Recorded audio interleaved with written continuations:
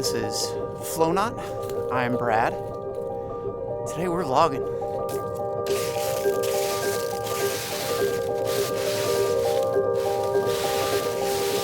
Got the camera in the position. We're doing the things. This is my experimenting time. This is my third vlog, so I'm just trying to see what works.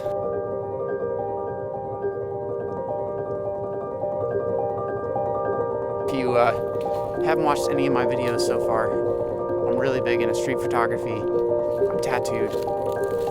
I like cars, and overall I am a minimalist.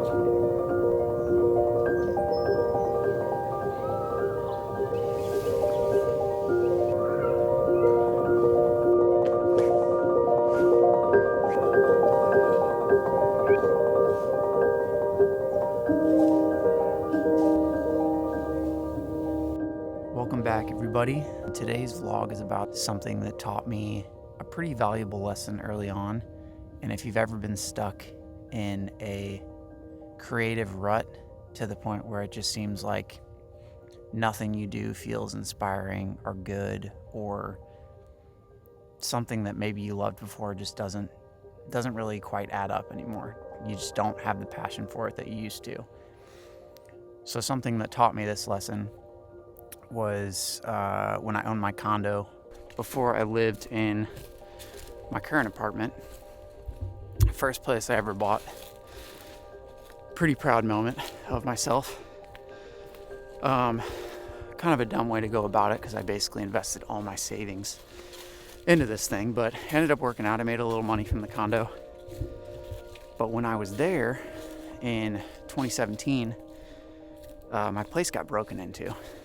It was an older condo, early 1900s. I lived on the second floor at the time, and the front door would stick. It had kind of this lip towards the bottom where the door would get kind of stuck on.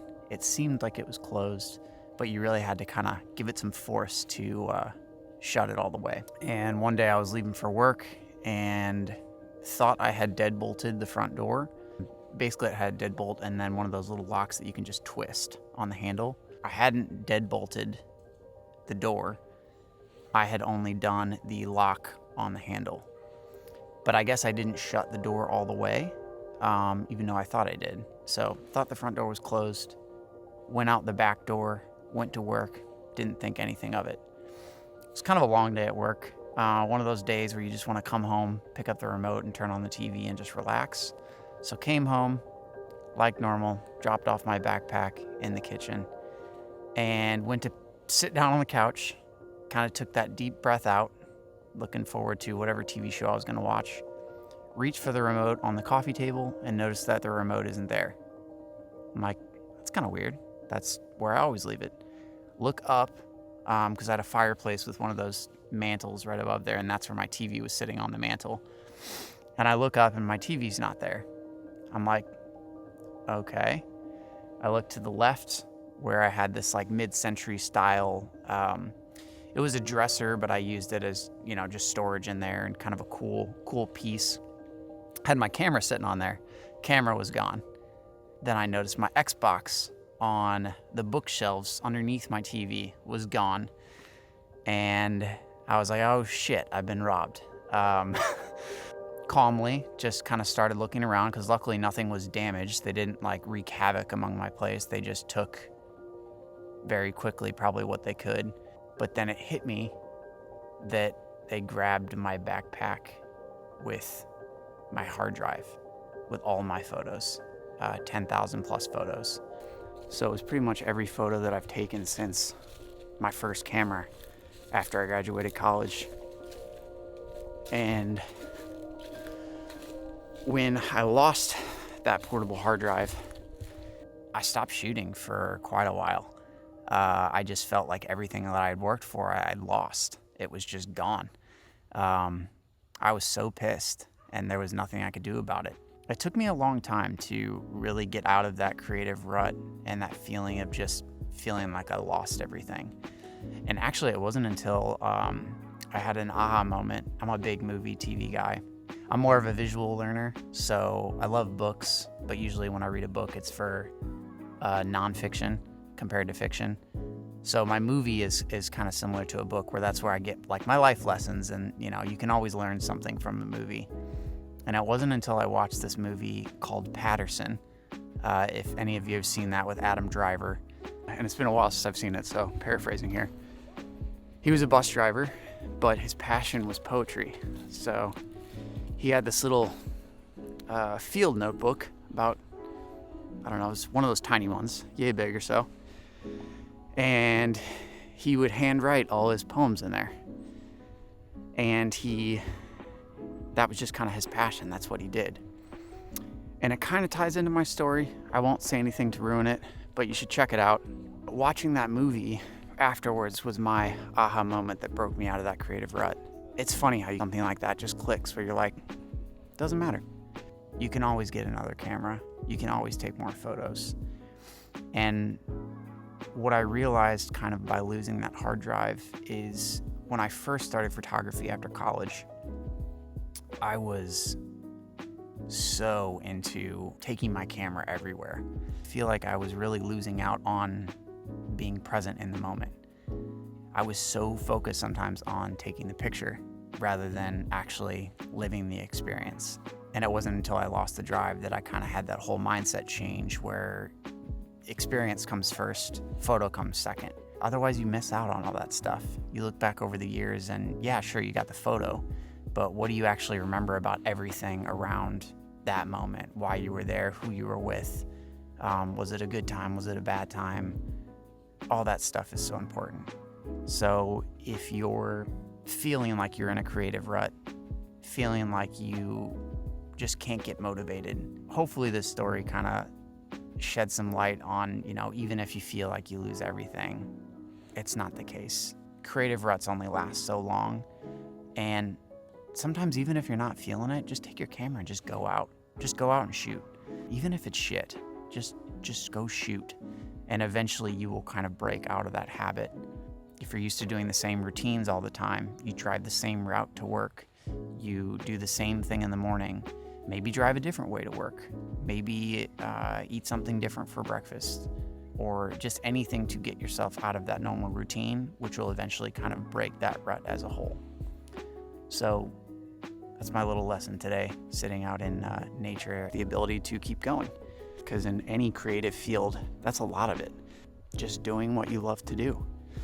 If you've gone through something similar, where you hit this very depressed creative rut of your own, let me know in the comments. I'd be curious. I think other people would be curious too, especially how you got out of it.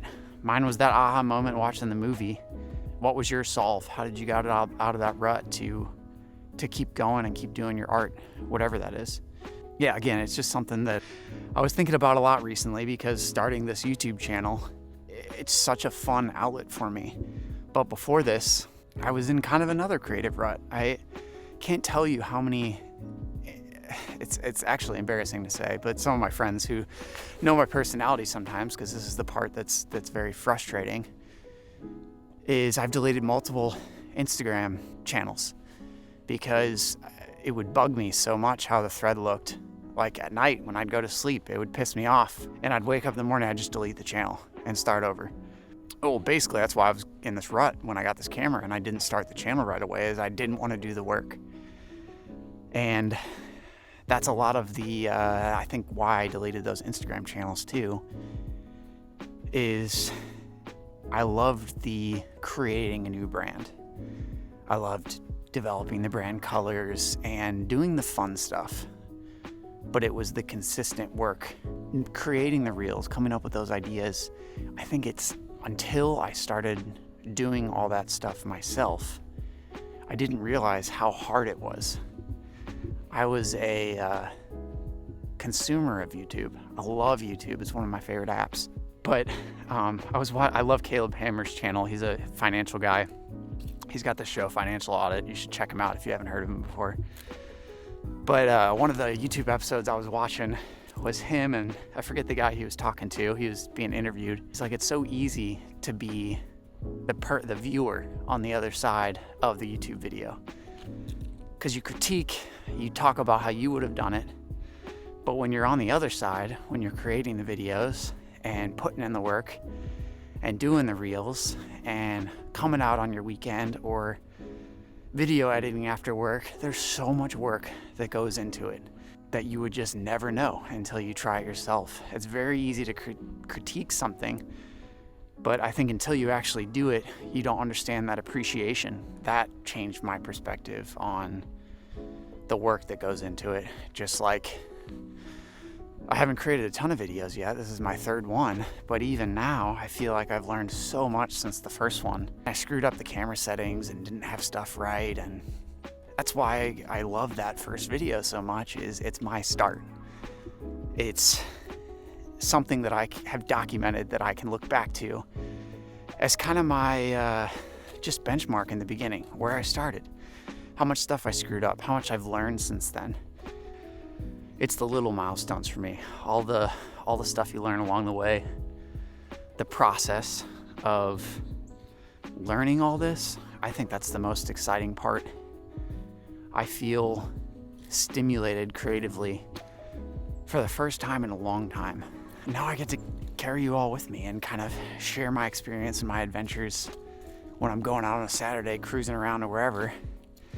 This kind of stuff is just cool. It just takes it to the next level, and I'm really excited to see where it goes. Thanks a lot for watching. It was cool to just walk around and be out in nature and turn my phone on Do Not Disturb, and good day. So hopefully you enjoyed it. I'll see you on the next one. Goodbye. Hey, how's it going? Good. Yeah, it's a new YouTube channel. Have a good one. Enjoy your walk.